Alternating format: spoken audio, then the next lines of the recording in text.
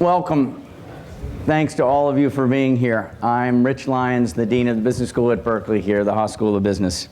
I'm pleased today. We've got a wonderful speaker. I will get a chance to introduce him. This is part of our Dean Speaker Series, as you know, which is very much focused on leaders and leadership. And we have a number of great speakers that are coming up. I just want to give you a quick sense for a couple of the upcoming speakers.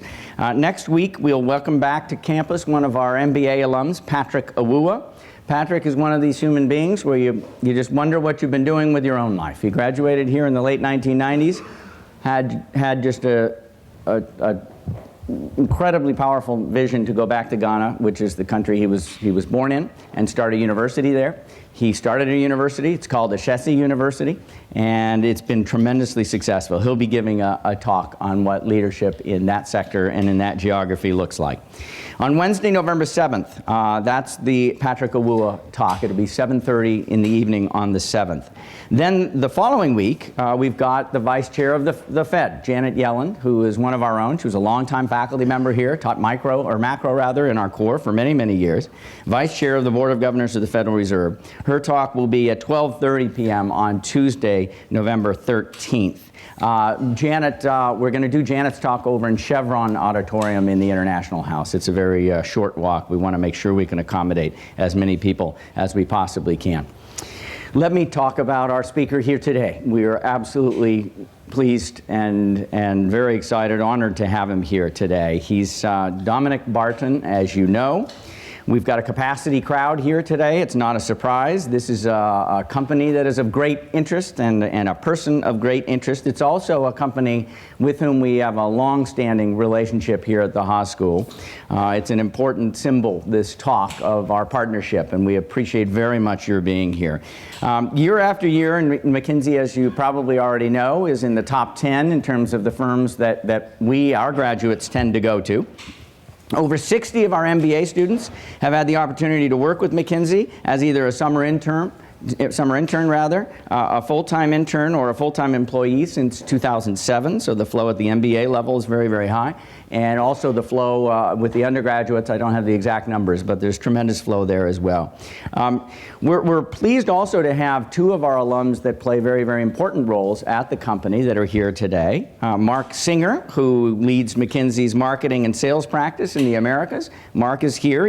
Mark serves on our Haas board, our school board. And Paul Jansen, Emeritus Director for McKinsey of the Global Philanthropy Practice.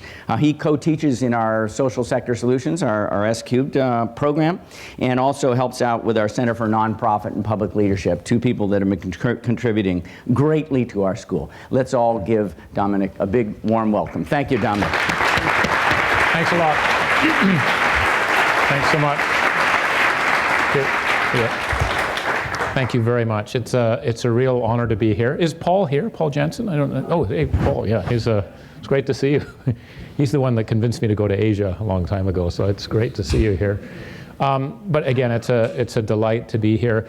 What I thought I would do for, I think it's roughly 30 minutes or so until you kick me off the stage, the 30 minutes, is just talk a little bit about sort of our perspectives and where we see the world and really the implications for leadership. I'm very much a student of leadership, not a leader, and just share some of the findings of that. I think from talking with the dean beforehand, I think there's a lot we can learn from what you're doing, but I think there's a lot of resonance with some of the themes that we've been seeing. So I have some slides, if you'll bear with me as I go through it. I don't know if you can see it okay, or whether we need to shift the lights. But what I wanted to do is talk a little about some of the changes that are going on first, or the context that we're seeing in the world. Let me just start it off by saying I actually believe that we are living in truly historic times, and by historic times I mean 200 to 300 year time frame, not 40 to 50 year time frame. And so I have to say that I'm actually jealous of you, because all of you are going to be leading in, I think, truly some of the most historic times in humanity, given the shifts that are going on. And I think this is going to have profound implications for what leaders need to do. Our old models, I think, I believe they are old models of what leaders do, will not be as relevant in this environment. So I want to spend a bit of time talking about why I think that, and some of really the context or environment in which you are going to have to lead, because you're all leaders. Otherwise, you wouldn't be at this great school if you weren't leaders. So there's 5 parts I just want to go through very quickly. Some of this I think you already know. The first one is really what we call the Great Rebalancing, which is this re-rise of Asia.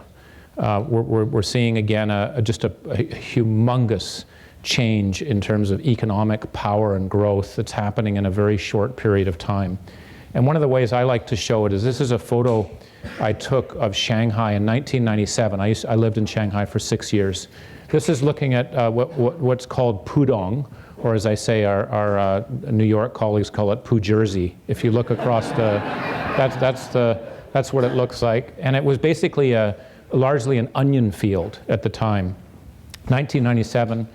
That's what it looks like basically 7 years later, right? You've just got this shift, this urbanization. And urbanization is what's driving this huge transformation. And by the way, this is going to happen whether the euro is with us or not, what happens in the November election as it relates to the fiscal cliff and so forth. That's noise in the system of this profound change that's going on here, because this is happening in literally hundreds of cities in Asia. Roughly 1.2 million people a week are moving from rural areas to cities. And a lot of people might say, well, China's probably done that. What's going to happen in terms of where they're moving? I'm actually very bullish, because China's only begun to, they're not urbanized. There's still much more of a rural population than urban population.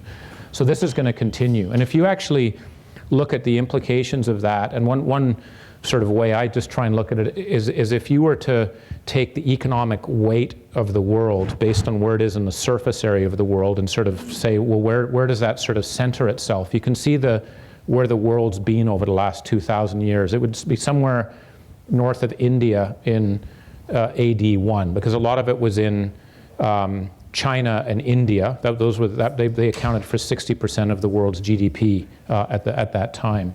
And then as the US in particular rose, you saw the economic center of gravity shift, right? So in about 1950, we were somewhere in Iceland, right, in terms of the weight of the world, right? But what you started to see now is a shift back. So by 2000, we were in Finland, and then we're basically moving back towards, by 2025, back to where we were in AD 1.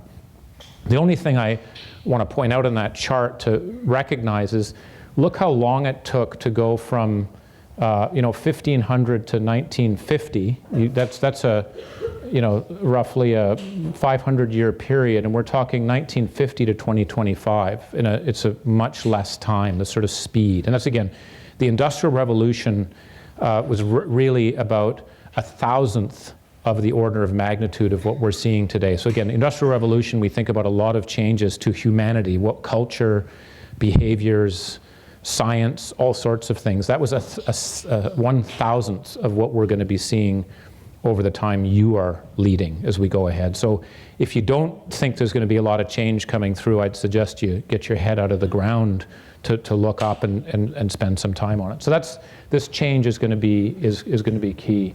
I'm not going to, for the sake of it, bore you with this. I think we know that a lot of the growth is going to come from the developing countries. I think as a leader, what that would suggest to me is what sort of a network, what sort of understanding do I have of a leader of those parts of the world?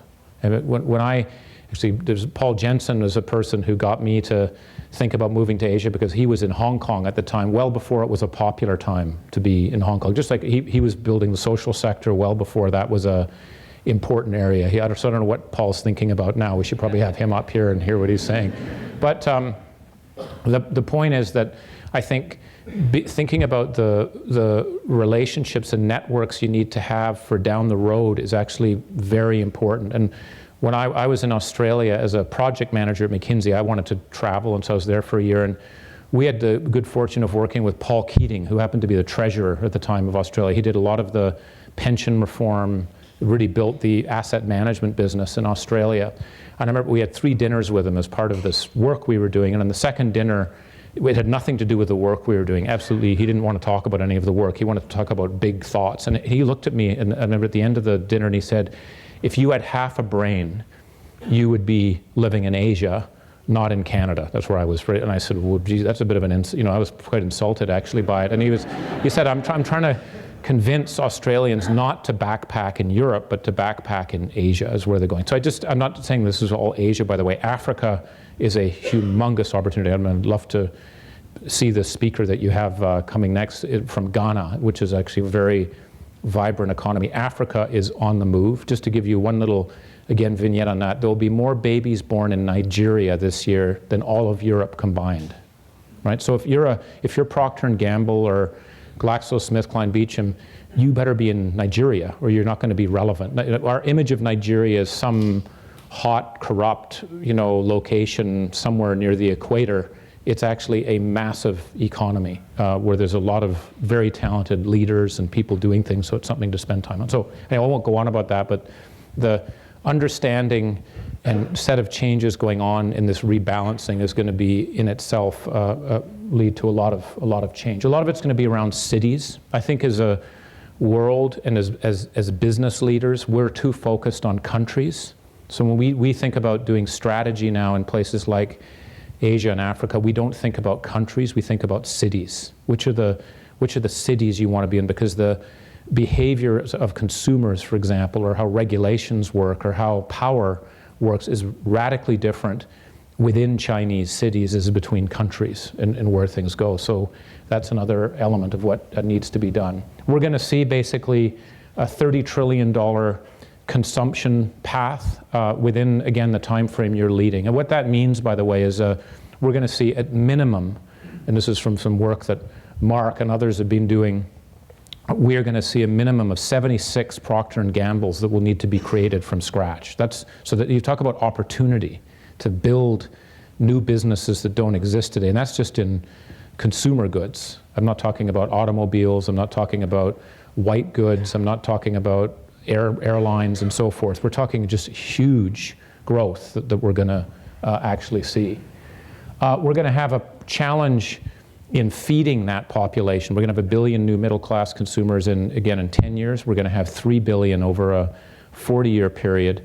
The challenge on how we grow food to be able to deliver for that urbanized population is going to be a real challenge for all of us as we go ahead. There is no way, I believe, we're going to be able to do it without significant technological advances in how we look at food. And by the way, some of the areas where the most advanced thinking are going on is places like Israel. Tel Aviv is one of the leading food innovation centers in the world. You wouldn't think that, but sometimes when you actually don't have any resources except your brain, you have to figure out ways to do it. And there's some pretty amazing things that are going on in that part of the world.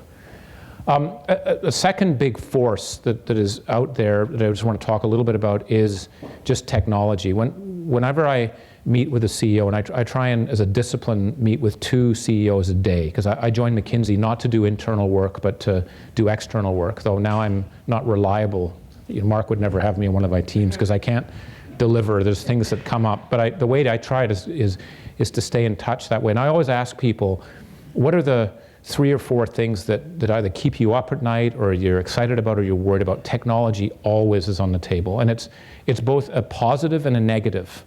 The view is technology is moving 3 times faster than management. It's just very difficult to keep up. And I don't know whether to be extremely excited or be paranoid. And usually it's both as we go through it. So that's something. Big data is one of the areas where I personally believe we're going to see a massive shift. If you just look at the amount of information that companies are beginning to store, and the challenge is that, they're basically society, every company building a U.S. Library of Congress on an annual basis. The challenge is what of that massive amount of information do you want to use? So big data, statistics, analytics are going to be extremely important in this world as we go ahead. We've looked at some work, and there's been work done by others that you see a 5 to 6 percentage point difference in productivity between those companies that know how to use big data. Think again about Tesco, the grocery store chain in the UK that can tell you whether to sell a Coke in 1 full liter bottle or 2 half-liter bottles on a Sunday at 10 o'clock. They actually can tell you which will sell more because of the way they use the big data and what's happening. So this is going to be a very important area. A third one is just, as I said, the challenges on resources. If you just look at water, if I just take that as an example, our estimates, and we did this with the World Bank and the IFC, is if we consume water the way we are today, and we see this growth in the populations and affluence, we're going to have a 40% excess demand for water than supply. And that's actually quite politically frightening, because water doesn't follow political boundaries, right? It doesn't really care where the borders are. It's going to flow where it needs to. And I personally think a lot of the issues in the Himalayas are not to do with religion, though that's an issue there with Tibet and so forth. It's actually, it's water power is a big part of it, because that's the source of 6 of the biggest river systems in the world as we go through it. Aging population, this is actually just for Asia, it's not globally. We're going to go from having basically 10 workers for every retiree to having 3 workers for every retiree. That in itself would be a massive shift to be able to deal with. So again, I'm just trying to give you the sense that our assumptions in the world and how we look at it today are, I don't think, going to be reliable for what we look at over the next 10 to 20 years. And I think we're seeing a lot of issues around education. I think the importance of education can't be underscored. But this is an issue that this isn't the job for government. This is the job for government, for business, and the social sector. All of us have to work on this. We as business people have to take more ownership of that issue. And if we don't, we're going to pay the consequences down the road. And I don't have enough time today, but I actually think our model of capitalism is going to have to be changed. The model that we've had for the last 30 years is not going to work. And that may seem strange coming from McKinsey, because we're called a lot of things, a lot of bad names, but one of them is also the Jesuits of capitalism. But I think as a Jesuit of capitalism, because I believe in that system, it is going to change how we look at things. We're too short-term in our focus, too quarterly earnings focused. We care too much about shareholder, not stakeholder. The two go together, they're not trade-offs. If you don't take care of your stakeholder, you won't have a shareholder that's satisfied. And we don't act like owners. Even widely publicly held companies, in my view, the boards don't act like owners. They're more compliance and risk management oriented. So there's a set of changes there in the role of business, the role of government, and the role of the social sector, because of these huge issues that we're going to be facing. Problems, actually, healthcare, again, financial systems, we're already seeing it, and how we deal with commodities. Because the last time, by the way, we had a commodity shortage, which was in the early 1930s with Japan, didn't turn out so well in terms of how we dealt with that. And so I think we better get ahead of that curve as we look ahead.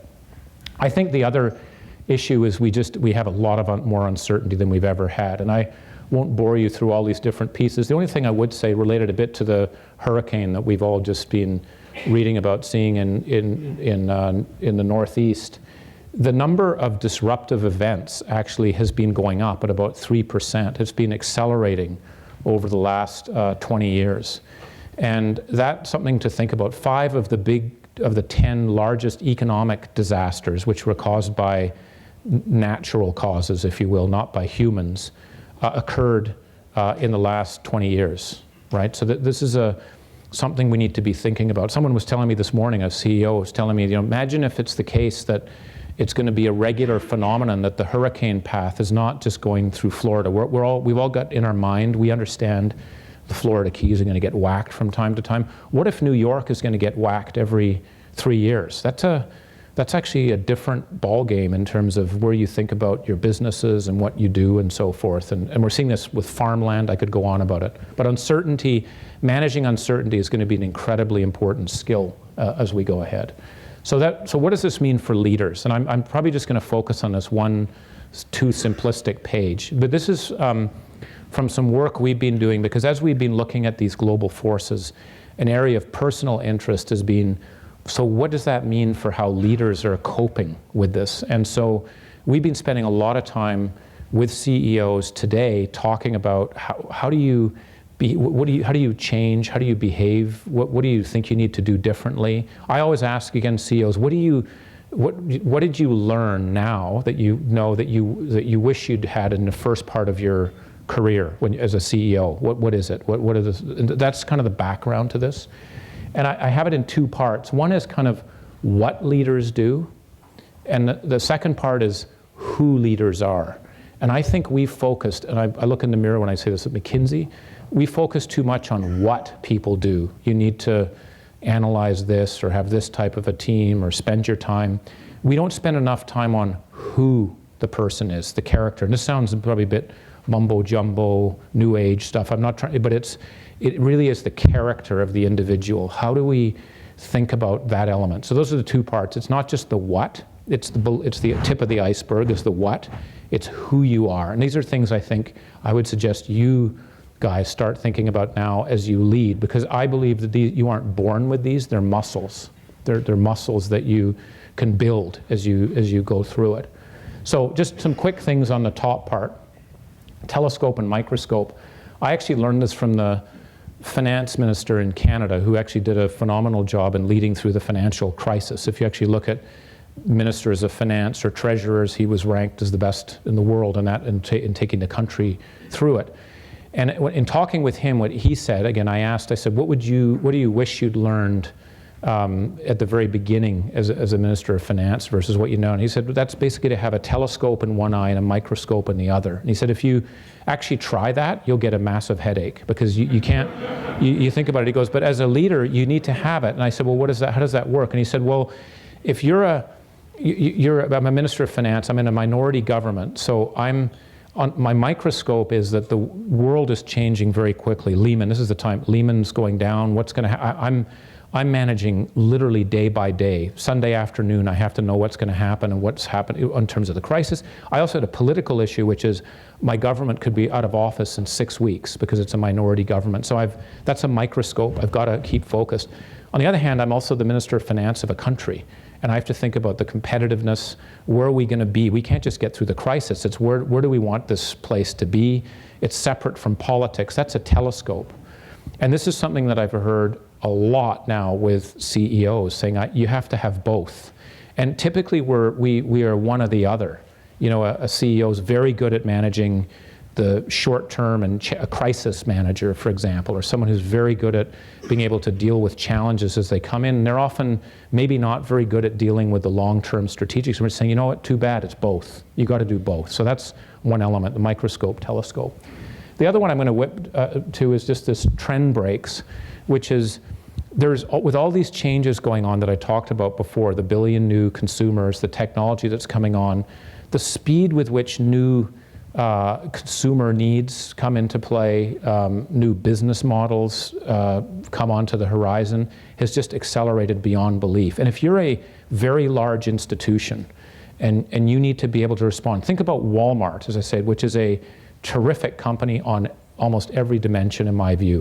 They're significant, their performance through thick and thin and so forth. If you look at what's happening on technology, what Amazon is doing and what others, even if you have one of the largest footprints in the world, that's no guarantee that you're going to have a successful model. We've seen what's happened to Best Buy. 5 years ago, if people would have said Best Buy would have had challenges, I think people would have said, what drugs are you taking? Because I'd like to try that. I mean, it's just not going to happen that way. It's a shift. And if I think about the banking world, the speed with which consumers are digitizing. And one of our clients in London is seeing basically a move from 0.1% of their transactions being digital. By that I mean either on the cell phone or on the internet, going to 50% by 2014. That's a pretty fast move if you've got a large number, if you've got 900 branches that you're working with and where you're going. So this ability to look for those trend breaks. So how do you deal with an oil price that might be $135 or might be $85 depending on gas fracking and what's happening? You have to live with both worlds. If you're an airline in the US, how do you manage a business with those two realistic uncertainties that are there? And so being able to move quickly when the trend break comes as opposed to an uncertainty is a very important factor in what's happening. The tri-sector athlete, this is something I stole from Joe Nye. And he had this view. He hasn't written a lot about it, but it really caught my attention, which is his view is a leader of tomorrow is going to have to be very good. If you're in the public sector, private sector, or social sector, you have to have experience in each of the other two sectors. That's his view, and I subscribe to that wholly. If you want to be an outstanding private sector leader, you better have experience in what the public sector does, because the public sector deals with a very different range of issues, and they're not, we used to have this view, I think, in business that, governments were slow-moving animals. That's where the dinosaurs went, and I just think that's just a ridiculous view. That the government has to deal with very challenging issues that we can't even understand. I'm saying as a private sector person. Social sector, they play a very important role in the world today too, but also to be an effective social sector leader, I think you have to understand how the private sector works and the public sector. So we're going to need to have more of that. So think about the experiences you want. How much do you want to have in the private sector versus the public sector and social sector? So in McKinsey, I'm very determined that we give people a chance to have experience in all three of those. And by the way, if people want to leave for a while to go work in the other two and then come back, I'm giddy. I think that's great. We need to do that and have more flow, because it's about mindsets. The receptor connector is more about, it's more signal versus noise. How do you have a good sense of what's going on in the world, and how do you ensure your organization is moving fast enough? And one just little factoid I'd have on here, Dick Foster, who's a former colleague of ours now, did this work that looked at the average lifetime of an S&P 500 company. And in the 1930s, the average lifetime, if you were an S&P 500 company, was 90 years. Today, 2012, it's 18 years, right? So you just, the cycle time of companies and how you move. And that, a leader has a very important role to kind of know, is this something we should worry about, or do we ignore it? Because there's too much information out there. And how do you ensure the organization is picking up these issues? Because in all these places, it's not a fluke. It's not something that's a comet coming out of outer space that hits. Typically, many of the futurists talk about the future is here. We just don't see how it's manifesting itself. There's a very important role for leaders. And that's why I think it's very important for leaders to be reading, to be looking at areas that are beyond their business focus. So if you're in the healthcare business, I'd be spending a lot of time understanding telecom, because it's going to disrupt the hell out of the healthcare business as we go ahead. And we're finding, by the way, with our clients now, they're saying to me, we don't just want experts in your steel practice. We'd like someone from your media practice. I'm just saying, why would you want a media person in a steel plant? Are you doing a communications project? He goes, no, those guys in the media world are on a treadmill that's going 30 miles an hour, and we're on one that's going 10. And I'd like to see how they've had to think about things differently here, inject a bit of the hybrid vigor. So those are some of the things on the role of what you do as a leader. The other thing, and then I'll shut up, is around the who you are. And I just want to pick a few of them. One is this marathon and a sprint. And this is something I got from A.G. Lafley, who is telling us that I don't think about managing my time, I think about managing my energy, because it's just always on in terms of everything's happening. And so you just have to be able to be disciplined in being able to deal with the issues. And one of the fastest growing advisory services for CEOs today, and I wish I could say it was McKinsey & Company, it's not. It's actually a sports medicine. Right, as people talking to CEOs about what you eat, how to relax, what sort of exercise to do. It's the fastest growing advisory service, because it's a relentless job. And unfortunately, the crises don't come in nice little, blocks. They tend to come in clumps, and then things spiral out of control or not, as the case may be. And so again, just thinking about how you're able to accelerate when you have a set of issues, but also how you're able to keep your energy and your pace as you go through it. The other thing we found is there's some incredible research done by some professors in Israel on when decisions are made, and I won't get this right. It's the ones that were looking at people that were going to be able to go on parole, I think it was. And the basic summary of it was, you don't want to go before the judge after lunch, because what they basically statistically proved that for the same backgrounds and so forth, the judges are they're tired, they're fed up. It's kind of like the best thing is to say no. What you do is you want to be there early in the morning, because a much higher proportion of people are let off at that time. And there's something about knowing your behavioral biases. And I've actually taken this on myself. I know there's certain times of the day where I will not make decisions because I'll screw them up even more than I normally do. So I just say, in the afternoons, late, I just don't. I just read or listen. I just tell people, if you think I'm going to make a call, I'm sorry, I'm not going to do it. I'm just not the way it is. We also have a discipline. It was the former managing director of McKinsey, Ian Davis, who put in a process which was, he said, you have to have 3 bites of the apple before we make a decision on big topics. And there was always, he was very British and technical, and I thought this is some bureaucratic stuff, but it was kind of, it was for information, for discussion, for decision. And he would be very precise about this conversation is a for discussion element, but he was very precise. And now I realize in retrospect why he was doing that, to try and ensure that the right process is there as people go through it. Calm in the eye of the hurricane. The only thing I'd just say on that, I learned this from the CEO of Liberty Mutual, the insurance company in Boston, who got phenomenal growth over the years. And when I asked him, I said, what would you wish you learned? He said, I wish I'd learned how to compartmentalize things. And I said, what does that mean? How does that? And he goes, oh, it's being calm when things are, and I said, yeah, I know that, but what does that compartmentalize mean? He said, well, if I'd seen you in my first day as a CEO, I actually would have kicked you out within 5 minutes. And I said, that typically happens, so what's unusual? And he said, well, no, the reason is because just before you would have come in to see me, my general counsel had come to me and said, we are being sued for $6 billion, right?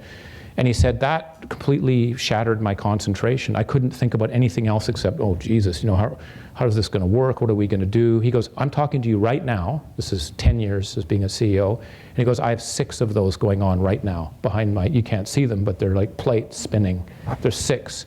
But I'm focused on you, right? I want to know about, we were talking about Latin America. I want to know, so the ability to be able to absorb a pile of crap that's going on, serious stuff that can deep focus you, but stay very focused is something. And I said, well, how do you learn that? Because I, with all respect, maybe here at Berkeley, you guys have figured out a way to do it. I have not seen that in my background. I said, what? And he said, the only place I actually have seen where this is built into the training is at West Point. I said, really? What do they do? And he goes, well, one of the things they do with the plebe class is they will say to these people, here's an engineering problem. You have to basically repair a bridge. It's a mathematical thing.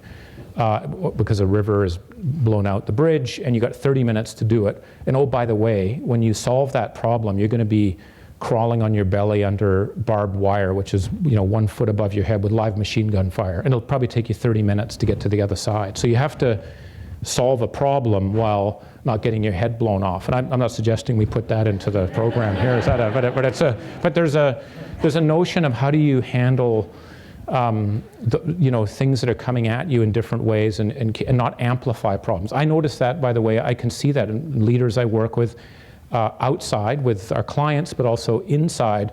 There are some people who amplify problems, and there are some who calm them. And there are some who calm them in a crazy way because they don't understand it. That which actually makes you more frightened. But there are some people who are able to. And so how do you do that? How do you build that capability? And the last one I just want to say, and I truly will shut up, is this strong sense of purpose, which is, to me, the character. Because at the end of the day, you're there because you're trying to build something. I don't think anyone wants to be a CEO or leader because they want to be a CEO or leader. Or if that's what you want to do, I would suggest it's not a good idea. It's something you want to be in a leadership role because you want to make something happen. And every single one of you guys, I'm sure, has your own dream about where you want to make a difference. But it's really important to think hard about what that is and work that muscle and dream. Because if you don't, you can lose focus. There's just too many things that are coming up. And I'll give you one sort of weird example, but it's one that struck me on it. There was the head of Fonterra, which is one of the largest dairy companies in the world, New Zealand company. And the CEO he was talking about character and sort of, in a sense, almost morality of, keeping a focus, the disciplines of what you do. And this isn't religious or anything. It's just more kind of, this is what I believe and what I don't believe. And as there are more and more right versus right decisions, these are ones where both decisions are right, but one will be negative against the other. Those are complex. You almost need a philosophy. How do you manage that stuff? It's not quantitative analysis and which has the higher NPV. They're not like that. They're they're more moral, if I could call, I'm probably not using the right words. But this Fonterra CEO said, what happens if the head of R&D comes to you and says, which they did to me, and said, if we can actually increase the production of milk in a cow, a dairy cow, 3 times if we abort the calves on a very regular basis, right? So what we do is you get them pregnant, you get them to a certain stage, and then you abort them. Now you could say, well, that's an animal. I mean, what are you, what are you, some weirdo? But that's, he said, I don't like that. I just don't, it didn't feel right to me in terms of what I do. And he goes, but I didn't learn that in my training. That wasn't in my leadership program to get those types of questions. And he says, I get one of those types of issues once a week. Right? And so, again, I think it's thinking about your character as you go through it. But I hope I've just given you a bit of a picture, because I do just want to have time for a bit of discussion. But you are, and we, but you in particular, living in extraordinary times. I'm an optimist. I think they're going to be phenomenal in terms of what can actually happen. But the requirements on leadership are going to be very different. And I think it's something that we can all practice right now. Please don't try and do it once you are the leader, or you need to be doing it as you're building your leadership and thinking about this. It's to me it's a muscle, and getting the chance to try it and experiment with how you work it in different ways is going to be very important for you to be successful as leaders. So I'll stop there and then I'll open up for any questions.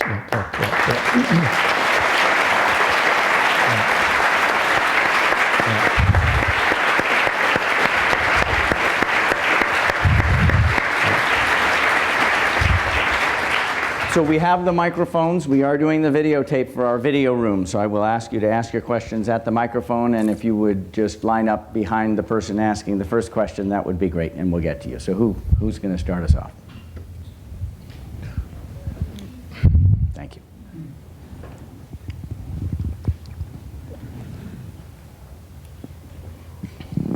Hi. First, thanks for being here.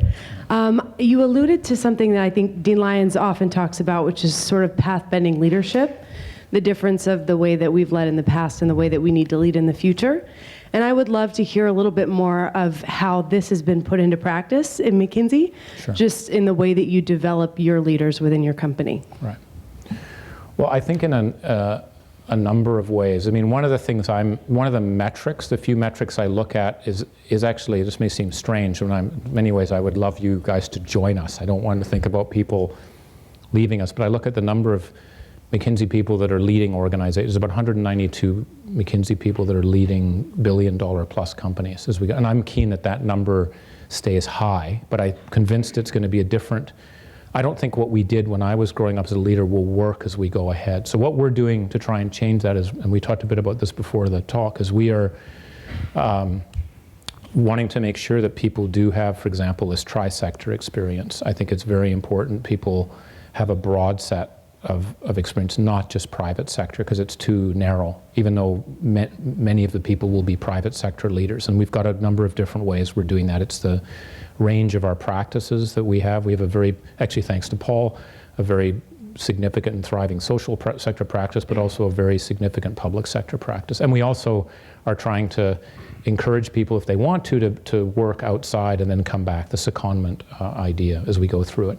Another thing we're doing is we have a program which we call Take Time, which is we allow people in their, up to the time you're elected as a partner, you can spend anywhere between 4 weeks to 8 weeks a year. We don't pay you for it, but you can just take the time and do whatever you want, as long as it's not creating a new business, right? We don't sort of want to be a venture capital firm at this, but it's a, if you want, some people want to do social sector work, some want to do music, but it's to kind of make sure you're broad. It's to broaden people. And the take-up rate's been very high, and it's been really interesting to look at what people do. I mean, the number of people we have in Afghanistan right now, voluntarily doing work in education, or in Pakistan trying to help girls with education, that's what they wanted to do. And what I love is it's actually a bunch of associates that are self-organizing. I had no idea, but they're organizing and they figure out how to do it. And that's another element of what we do.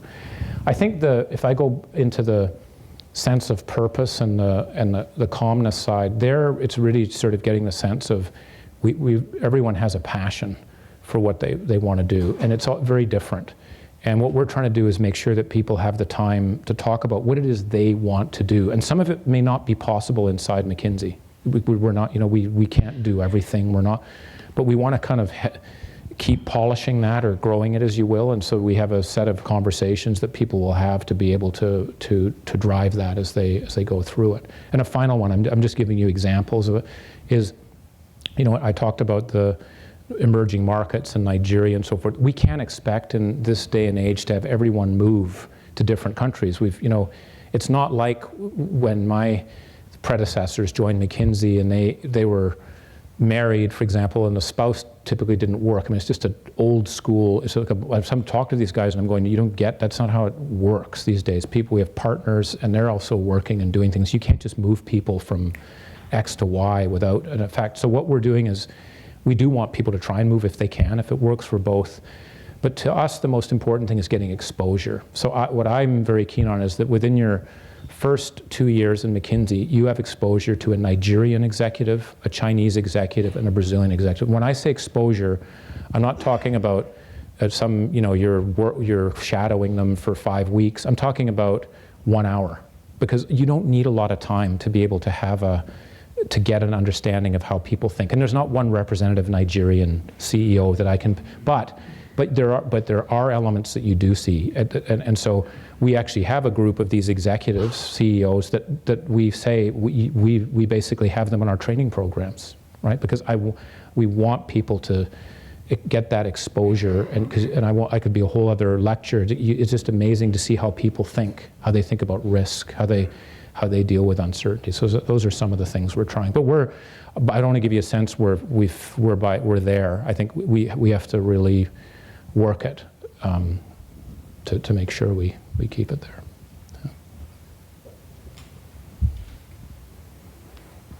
Now Paul's going to tell us what's next. Yeah.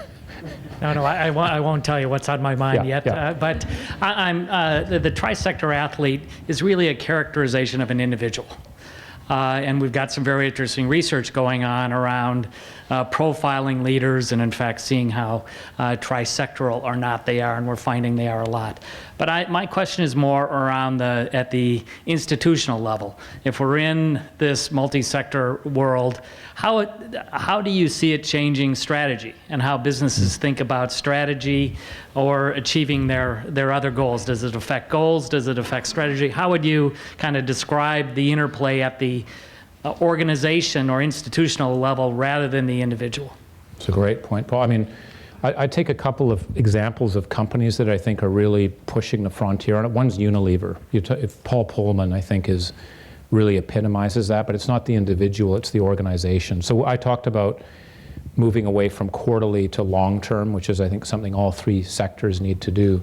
But it's really the stakeholder versus shareholder. So if you are talking to Unilever, they care hugely about the way they use resources to manufacture food, and they care a lot about the supply chain of people they work with. Not because it's a supply chain, they actually care about the health of those businesses and how they work. So they have a very broad stakeholder view. So you will see Unilever at the table talking about education reform in Indonesia, not because of CSR. It's nothing to do with CSR. Paul Pullman will say that. He goes, I'm not doing this to show we're good people. It's in our self-interest to do that. It's for our shareholders that we do this. And so I just give it as one example. I could go on about what they're doing.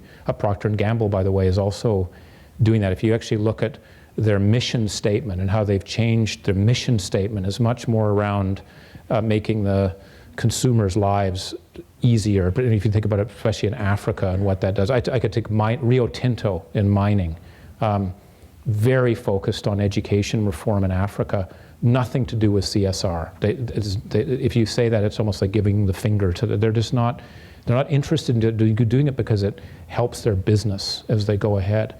And so I think that when you think about a strategy, the first thing I'd just say is when you think about objective function, I would be having the stakeholders in that objective function. They're very different. If you're in the oil sands in Canada and you want to maximize the profit you're going to make from extracting oil from the oil sands, and you're not thinking about what's actually going to be happening on the environmental side, what's going to be happening to the First Nations, and building a strategy that is very sharp on that front, you won't be successful. So those are some of the manifestations, I think, that we're seeing. The challenge, and this is what I think is interesting for research, because we haven't figured out, how do you measure how good your stakeholder analysis is? How do we get more health indicators versus performance indicators in companies? You know, when I say a health indicator, to me it's things like quality of the talent, it's reputation, it's innovative capacity. Some of these innovation, you can get some notion of it, but it's quite vague. And so we're spending time with equity analysts going, what would it be that you'd want to look at to get it? So I think actually we don't have some of the tools we need to be able to navigate through this, and we're going to have to develop it. And by the way, why should we assume everything's been developed? You know, we were not doing discounted cash flows, as far as I can recall, in 1750. You know, there were we didn't have CFOs in Korea in 1995. They didn't exist. You know what I mean? So why should we assume that what we've got now are the tools we need? So that, you know, I think there's going to be a profound set of innovation on management tools to be able to work in this environment as we go ahead.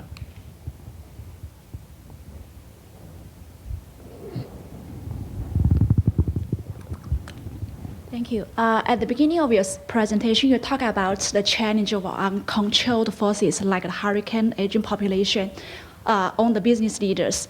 My question is, what's your take about the challenge of human factor posed to the current business leaders, like the trade dispute between governments and also the territory disputes? And what kind of role do you think that business leaders as taxpayers play in influence the decision made by the government? Thanks. Yeah.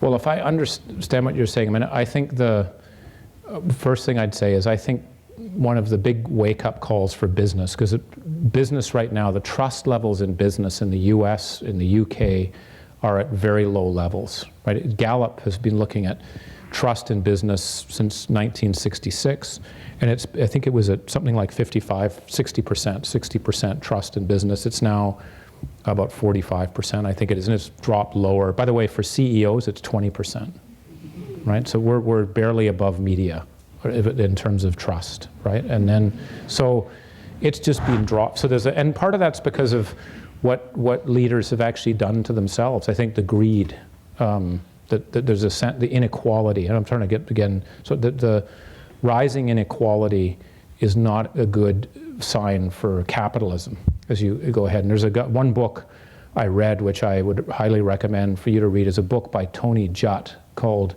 Ill Fares the Land. He's more of a left-wing philosopher. He unfortunately died about 4 years ago. And when he wrote this book, he wrote it well before the financial crisis. His basic view was, if you are a capitalist, the thing you better be paranoid about is rising inequality, because it'll be the one thing that will shatter the system, which he said is, despite being a left-wing guy, it's the best system, the best of the worst systems that's out there to be able to do things, if you know what I mean. So the idea of business leaders taking more responsibility, I think, is going to be key. That's why I said some of these problems we can't put them on the government's back. It's too cross-sector, for one thing. And we need to work better together. I think the other area you're beginning to get as well too is social responsibility. I remember, Larry Summers gave a talk, this is a couple of weeks ago, at an effort we have called the Henry Jackson Society on Capitalism. And he said, Dominic, I buy your stuff about long-term capitalism and stakeholder value. Sounds very good. He goes, an issue that you didn't talk about, which I'm kind of surprised, is tax. You guys in business are paying a lower level of tax on any measure you want to look at. I challenge you to name one. I can show you you're paying less tax. And he goes, I don't know if that's a very good way of contributing to society, given what we're going to need to do. So you have to be thinking about these types of things. And that's why I thought it was very interesting. Last week, a group of CEOs, led by the fellow at Aetna, came out for the first time as a group of CEOs saying, you know what? We are going to have to pay higher taxes, but by the way, we don't want to do it unless government also at the same time cuts some stuff. We can't, but that is a very positive development in my view. I'm not trying to say we should raise the tax rates at a dramatic level. I'm just saying there is a sense of responsibility that's going on. And it's hard now because we're in a global world. So if you look at Goldman Sachs or you look at McKinsey, are we an American company? Are we a British company? Are we a Chinese company? I don't know what we are.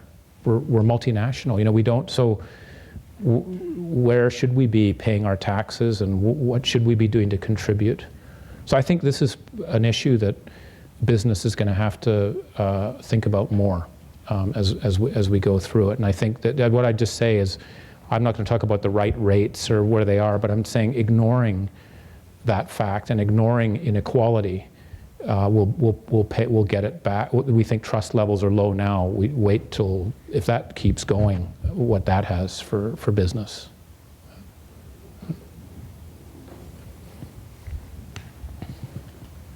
Hi. Thank you so much for coming, first of all. I could have 100 questions for you, but I'm going to pick one. You mentioned that Africa is a huge opportunity for businesses. How do you see leaders sort of like overcoming the challenges in terms of corruption and sort of overall development? Yeah, it's a bit, you know, we've just opened up, we have a Nigerian, in sub-Saharan Africa, we have a South African office, we have a Nigerian office, we have an Angolan office, and we're just opening up an Ethiopian office, and our plan is to develop some more.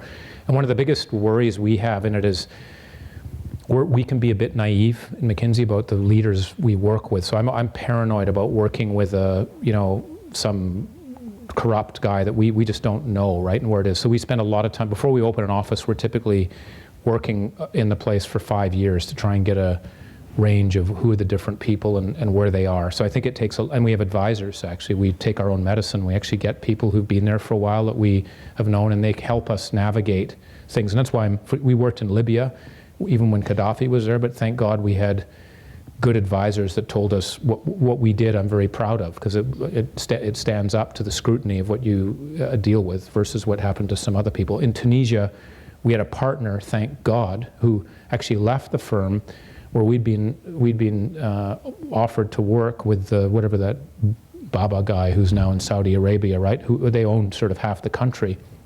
They wanted us to do the work, and they were huge projects. And this partner who was there, even though we weren't that busy, said, well, this is not the sort of person that we should be working with. I refuse. We're not going to do it. It's sort of but I sort of go, God, thank God he was someone. What if it was me? I mean, I probably would have gone, yeah, sure, we'll do it. And then so we're very nervous about that side of things. But the thing I also think you can become so much of a nervous Nelly that you don't do anything. And business is risk taking. It's just not. If you're not taking risk, I don't think you're a business leader.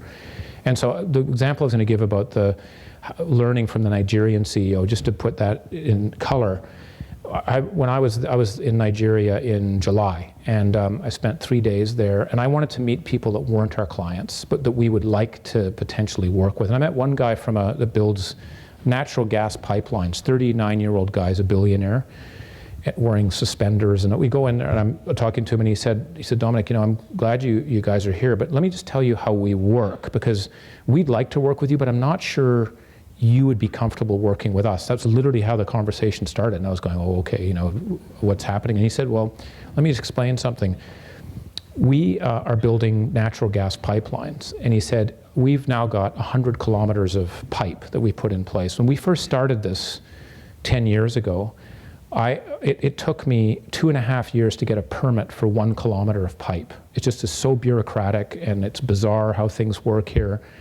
And so what I decided to do at some point was say, to hell with getting approval, I'm just going to build it. So he built 10 kilometers, but only had approval for 2. And he said, it's not illegal, actually, but what it means is if the government just wants to, they can say, that's mine. Too bad, you spent all that money, I wipe you out, you have no right to it. There's nothing wrong with it. Now he said, so that's what I've done. So I've built 100 kilometers of pipeline, I have approval for 40, okay? Now, and I'm going to keep operating that way. Now, I don't know if you guys, imagine a McKinsey associate, and this guy doesn't have permission. We'd probably say, you shut that sucker down now. We're not going to work that way. And this guy's going, well, you know what? That's just actually not how it works in an environment that's unstable. Or Brazil, I'll give you another example, where there are so many regulations that you could be, what the CEOs tell me there is if you're driving a car and someone wants to get you for something, they can pull you over, for doing nothing wrong, and there is a regulation that you are breaking. It's just to get, so they can nail you if they want to. That's for taxes. So it's in a world of high uncertainty for a person from New York or London or from Vancouver that expects the law to all work. It doesn't work that way. So those are the types of things I think where we have to be, it's not corruption. I think that you can sort of you actually can get a sense of. Russia's another place. We spend a lot of time making sure on references. It's those that are not corruption, but they're gray areas where business people are making money doing that. And are we trained to be able to do it? That was, again, what I meant. And that's why I would love a McKinsey associate to just have an experience with this guy, just talking, because he's not a bad, he's a good business leader, but it's a different world. You have time for one more question.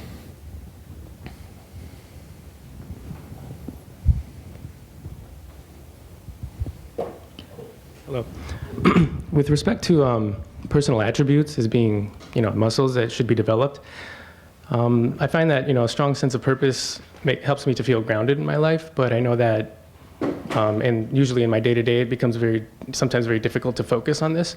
So I was curious what you do to sort of get beyond the day-to-day and to kind of focus on developing this muscle. Yeah. Well, I'll talk maybe at a personal level, and then what I've seen others do. I think the grounded is a great word, if I could use that. And one of the things that I try and do is make sure I do something in the community that I'm in. Wherever I've lived, I always do something in the community that has nothing to do with business. It's not to try and develop a network or meet some people. So, for example, when I was living in Shanghai, what I did every Saturday with my family is I taught migrant workers English, basically. And it was one of these things where you see what the world, it's a grounding exercise, because we had kids that were ranged from 6 years old to 15 years old. They weren't, the migrant workers aren't given a lot of privileges in the city. So they were in an old, tattered school. We weren't even given a curriculum. We were, it was a volunteer effort. And so what I would do is take countries. I'd take the US, I'd take Canada, and you could talk about the color of the flag, the food, it was the only simple-minded way I could actually teach, to do it. But that grounded me, because you actually see these, you hear a 15-year-old kid who doesn't have education, they're all trying as hard as they can. They're actually they're not statistics, they're not pictures, they're real people. And so I've always found that's an important thing to do in every community that I'm in. I'm more around education. That's sort of the thing I try and do. I remember the other thing I learned, it was actually my father, not to get too detailed on this, he's a priest, and he used to drive me crazy. He would read this common book of prayer every morning. It drove me so much that I just don't go to church anymore. I had enough time for 3 lifetimes of church by the time I was 10. But I remember one thing he did all the time was he would read the common book of prayer, and it was stuff. I remember as a 10-year-old telling him, I said, "Dad, you've read that thing at least 1,000 times. I mean, you got to be bored out of your skull. Why do you read that?" And I said, "I don't want to hear it. I know the story." And he said something that I've only realized now. He said, "I have to remind myself every day of what I believe." That, I know he's quite religious in what he, you know what I mean. But I'm just saying it was and I'm not saying we do, but some people, you need a way to kind of remind yourself of what you are. So it's those types of things I'm thinking about. It could be a set of conversations. I know some CEOs that just always want to have a set of conversations with actually some peers, that they're peers when they started in the company. I won't name the companies, but there are 2 that do this. They grew up in the company together. This person's the CEO. This other person's working at, this one's an oil company, is basically running a rig. They have a regular discussion about, as peers, not as CEO, because it reminds him of what he should be thinking about and grounds him in a way. So those would just be some things I'd think about. So many terrific ideas here, right? The idea of the muscle, get started now, right? Start practicing now. The idea of firms and the difference between performance metrics and health metrics. the tri-sector athletes. Dominic, thank you so very, very much. Thank you very much. Thank you. Thanks a lot. Thank you. Thank you.